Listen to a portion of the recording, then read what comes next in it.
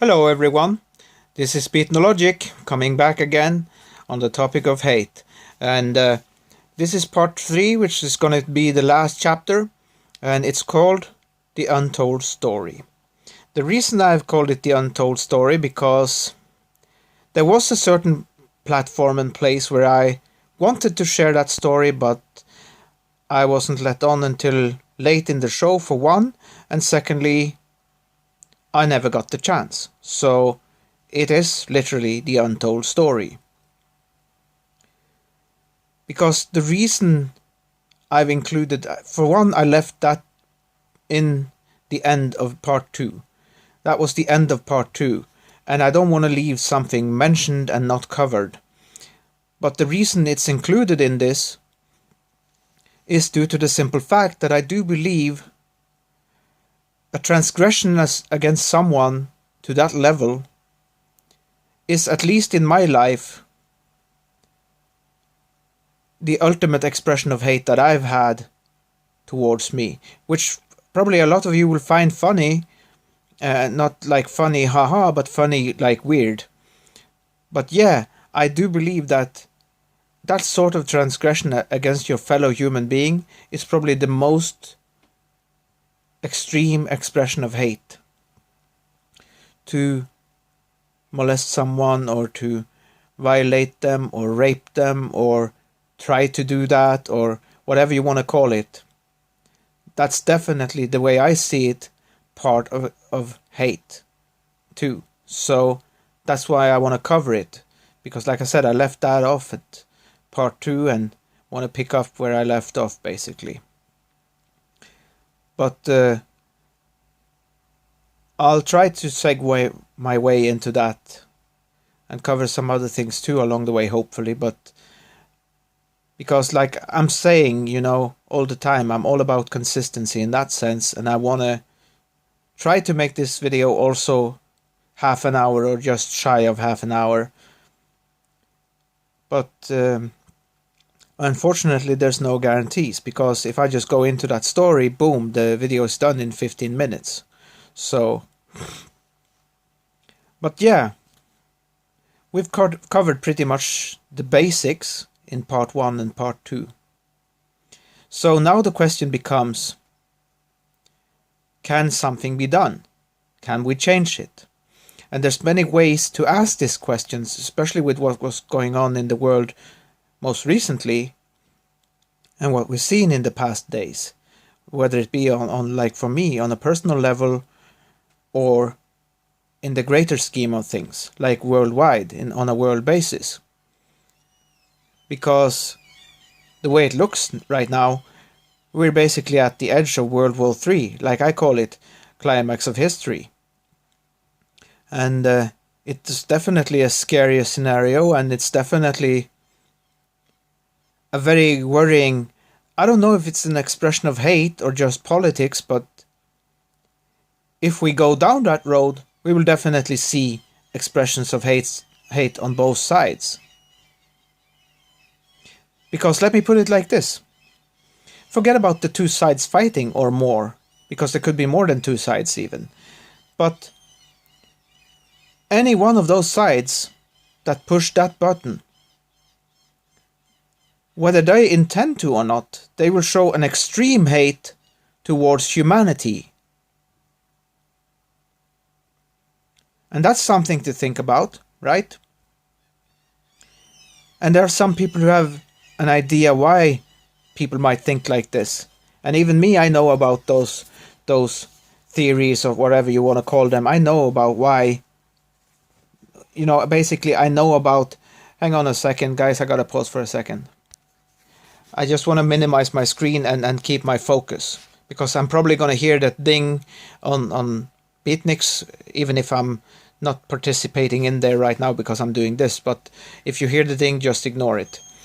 But yeah, like I said, this is a pretty important and scary scenario, because, like I said, if anyone has the balls, if you will, not that it's something to be proud of, but if any one of the sides, or several sides, has the nerve to push that button,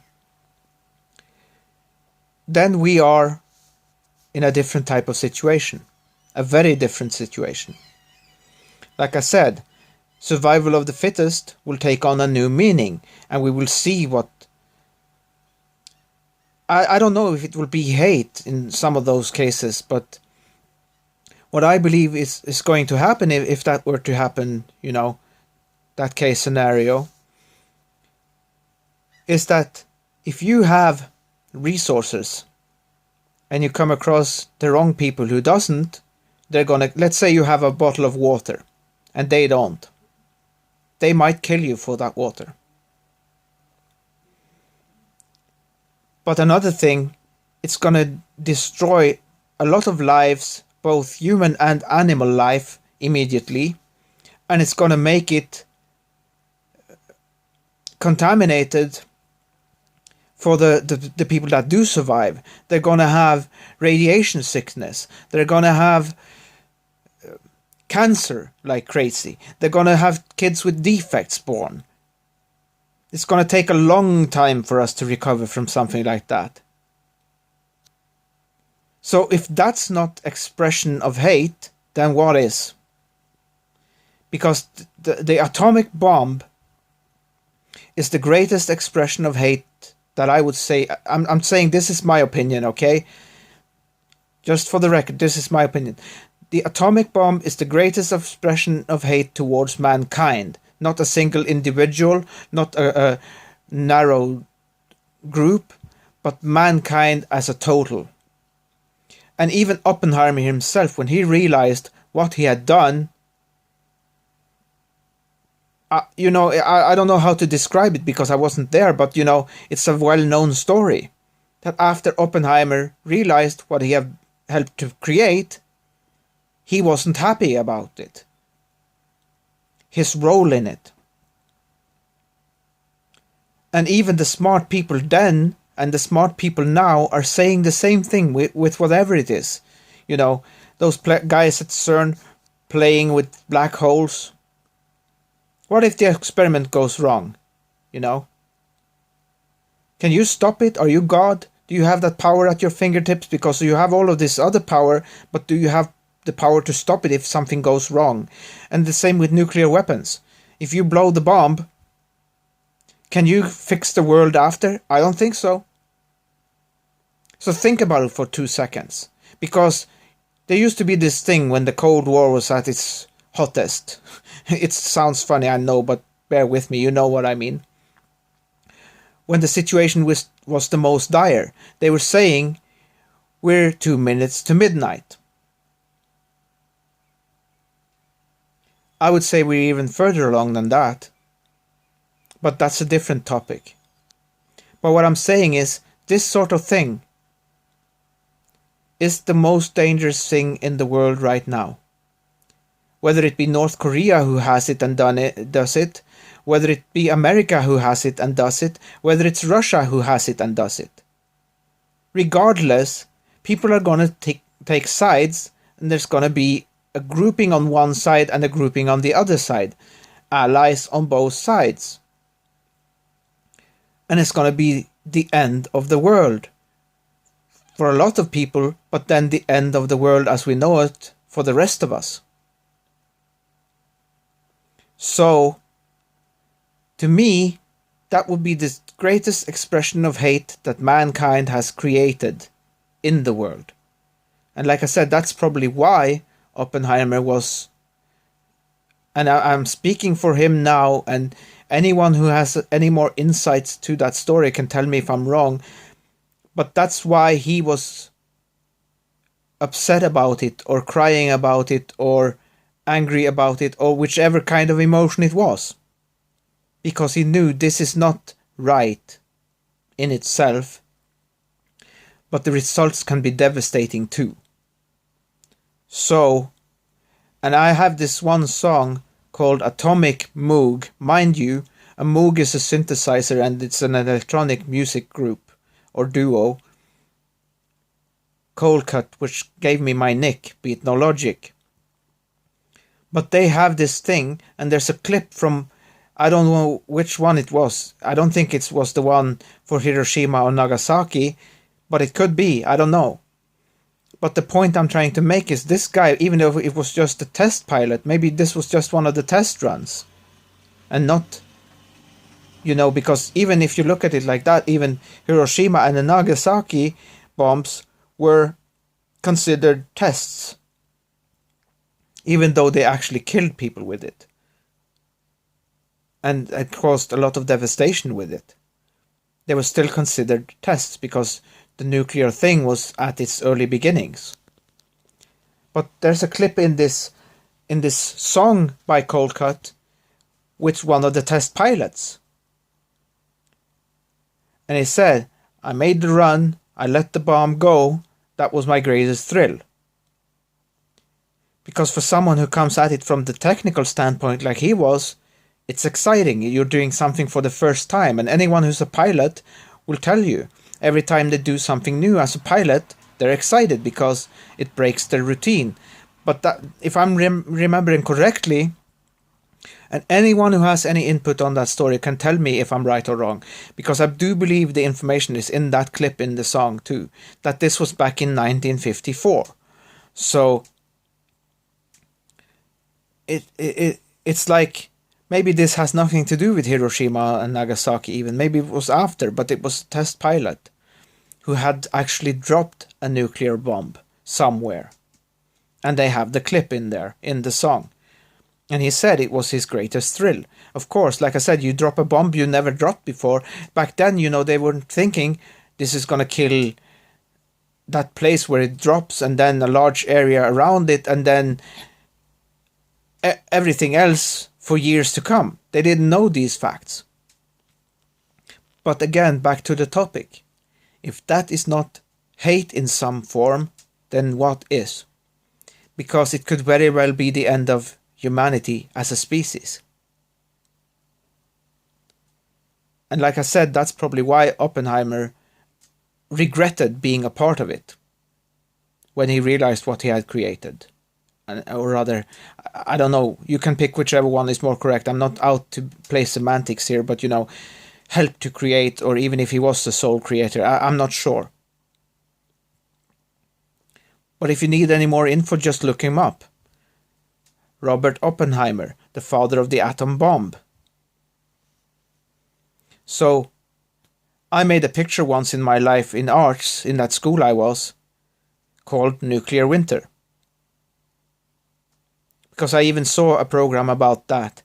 Forget about radiation and everything, but the nuclear winter could kill you just as easily as the bomb itself, or the everything following the radiation, or the way it's going to change people. Not only, like I said, physically with defectives and whatnot, but even in terms of the mindset. Because those people who are criminal and gangs in gangs now, if some of them survive, we're going to see them move up to the next level. It's going to be like a Mad Max type of deal. And I'm not talking about the new one, because the new one it's not the same. It's good, but it's not the same. But I'm talking about the original ones with Mel Gibson in it. That's how the world's going to be after something like that. It's going to be desert, even in places where didn't used to be desert. And resources going to be something you fight over and maybe even kill over. So it's going to change humanity for the worse. It's already headed there. We see this every day. But yeah, survival of the fittest will take on a new meaning. And some of them won't even be the typical criminal gang sort of type. It will be those moderate people even they are going to change, and some of them will become fierce creatures among us. They will be fighters, they will be survivors. But that comes with a price. And so I urge you, world leaders, please don't do this. Whatever you do, whatever you think, how bad it gets, stay to conventional weapons. Please, I beg you, please stay to conventional weapons.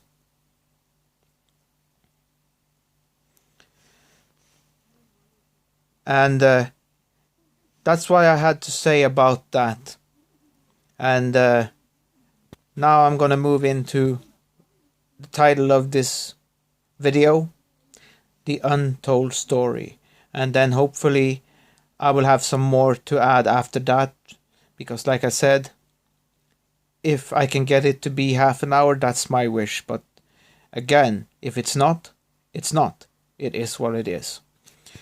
But yes, I want to try and tell you the story that I didn't get the chance to tell that time. What happened and how I see it. Because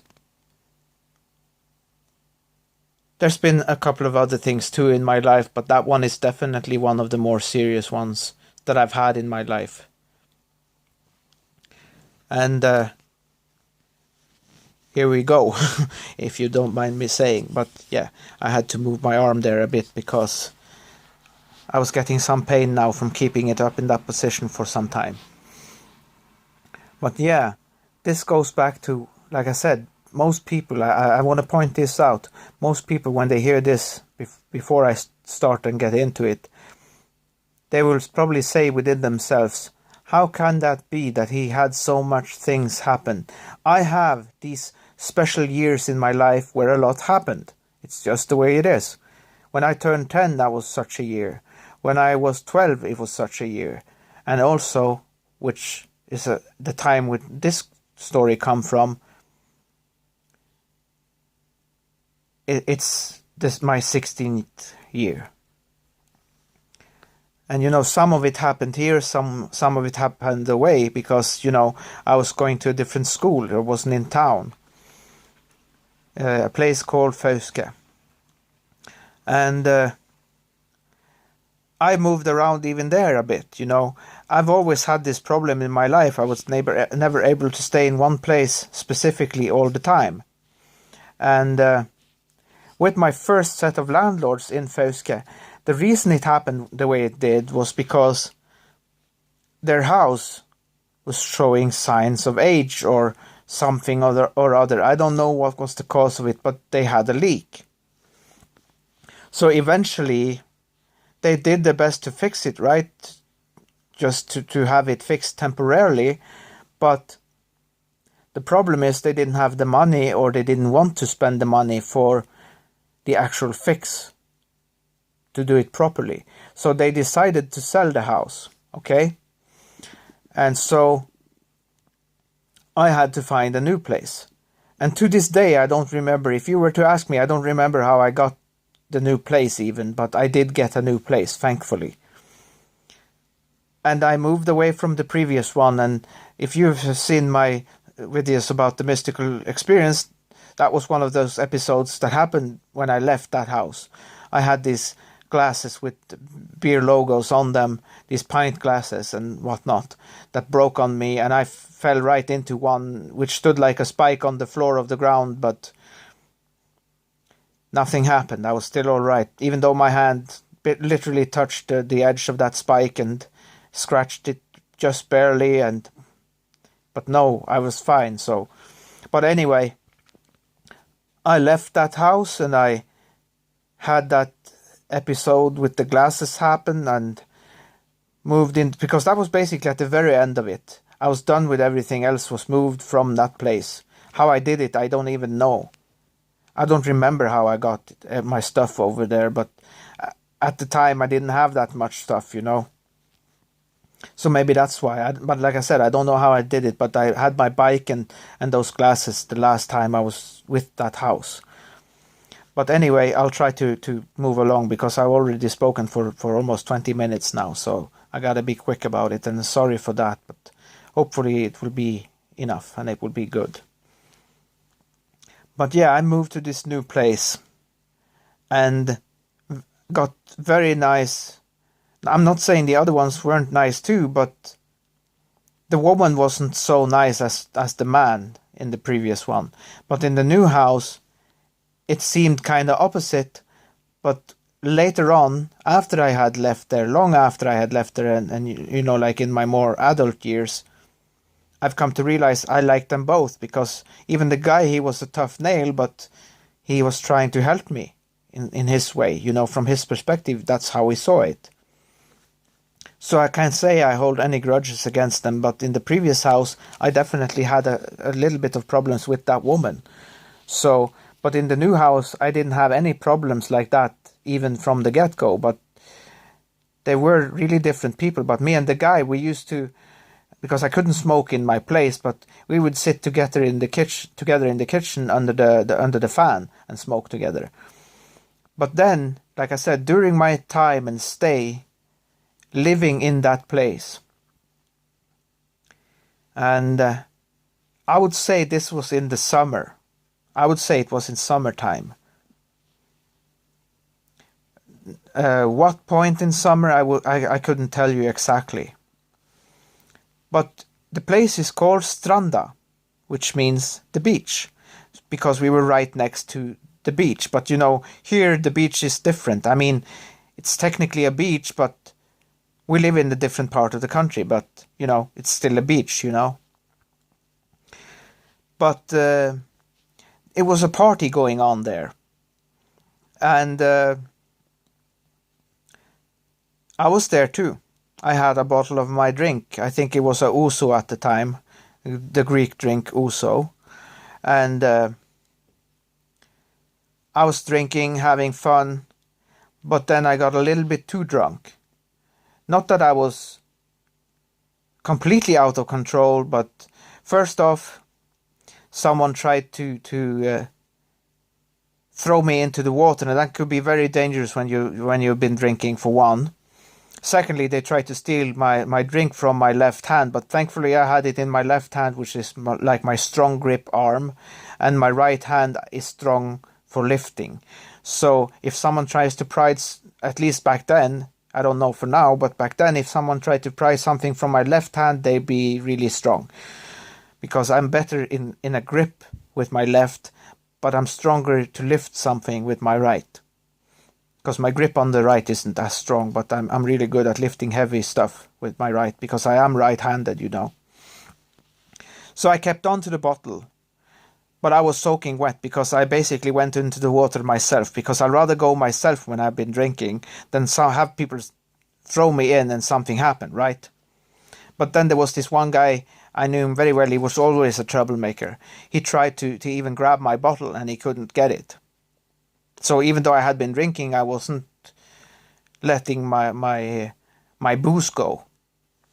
But I got really sick, not from getting wet even, but like really sick from something else. I don't know what it was, you know. And I was wet, you know, soaked to my skin. So,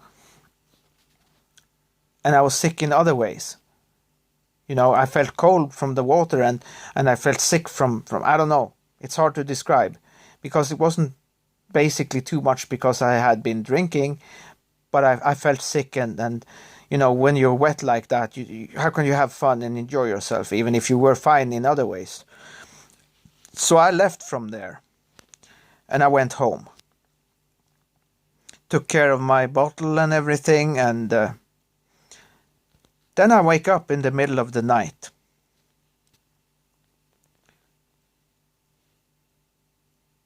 From some ruckus. And this guy, one of my friends, who was even younger than me, had crawled through the flower bed of this poor woman that I was renting at, and come through the window, came into my place, and threatened me. I don't remember what he said specifically, but I knew like a couple of weeks earlier he had decked a guy who was 44 years old. And this guy threatened me to perform certain acts upon him. And he tried to do other stuff too. He basically tore my underwear with one swift motion and was ready to do other things too. And thankfully my landlady had heard the commotion and was really upset about him going through her flower bed, because she really cared about her flowers. So that was her main objective for coming down, but I don't think she knew what had happened. But I was so glad when she came, because she basically interrupted him. And also he left. So it was never finished, but it was a bad experience, I can tell you that. And I'm still thinking to this day that if I find them, I still have their name now, and if I find them there still, I will talk to her and tell her what happened and thank her for the fact that she did come, because she basically interrupted the guy. And although I wasn't raped fully, enough happened to say that I was violated for sure. And like I said, this guy was younger than me, but he was a wrestler, so... And he had decked a 44-year-old a couple of weeks earlier. And to me, that was the greatest expression of hate that I've had in my entire life, including my broken nose and what happened then, including all these other stories that some of you don't know and some of you don't. But yeah, everyone should know what hate is on its different levels. Everyone should have experienced it at some point or another, because like I said, there are levels to it. But like I said in this video earlier, the one that I think affects us most of all is the nuclear thing. That is the greatest hate towards humanity, if someone is actually crazy enough to push that button. And so, again, I would urge you, world leaders now and in the future, please don't do that. Because it will be the end of the world for a lot of us immediately, and it will be the end of the world as we know it for the rest of us who's behind, whoever's survived the actual thing. And it will change people for the worse. So I urge you, don't do it. Because not only is it the most hateful creation that's out there, but it's also going to create the most hate in people if resources are scarce and you have to fight to survive. There's enough of that already as it is. And like I said, thankfully I was able to... This is just a short version of that story, the untold story. Maybe I'll do a separate video on that, but at least I got to tell it to a certain degree. I hope you think I did a decent job of it, even though it was a short and... how can you say... like edited version of it. But you got the main parts of it. And so now we have taken a look into what hate is and why it exists. And I don't suppose I can say I have given you any answers, but I've given you my insights as well as those points that were raised in the pre-video call. But yes, this is my side of things. What I have come to when it comes to the topic of hate. And like I said, I'm not a very hateful person myself. And when I do say things like I love you, I mean it.